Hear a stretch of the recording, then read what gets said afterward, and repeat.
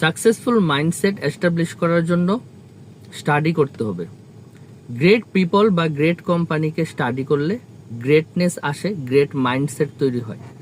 এখন এই স্টাডির একদম স্ট্রেট দুইটা ভাগ আছে, একটা হচ্ছে গ্রেট পিপলকে স্টাডি করা, আরেকটা হচ্ছে গ্রেট কোম্পানিকে স্টাডি করা।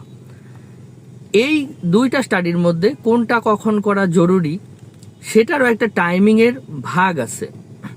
যখন কেউ মাইন্ডসেট এস্টাবলিশ করতেছে, স্কিল সেট এস্টাবলিশ করতেছে, সে কোনো স্টার্ট আপে এখনো যায় নাই, ওই মুহূর্তে গ্রেট পিপলদেরকে স্টাডি করলে সেটা খুব বেশি ইফেক্টিভ হয়।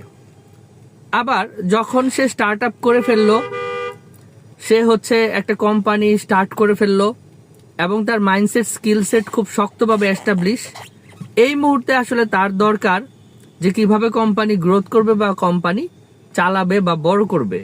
ওই মুহূর্তে গ্রেট কোম্পানিগুলিকে যদি কেউ রেগুলার স্টাডি করে তাহলে তার সূক্ষ্ম সূক্ষ্ম অনেক নলেজ ডেভেলপ হবে এবং সেইখানে অনেক পজিটিভ রেজাল্ট বয়ে আনবে। তো সাকসেসফুল পারসন বা সাকসেসফুল কোম্পানি দুইটাকেই স্টাডি করতে হবে। বাট প্র্যাকটিক্যালি আমি যেটা দেখছি বা আমি মনে করি আসলে ইনিশিয়াল স্টেজে গ্রেট পিপলদেরকে স্টাডি করা বেশি ফ্রুটফুল এবং লাস্ট স্টেজে গ্রেট কোম্পানিকে স্টাডি করা বেশি ফ্রুটফুল।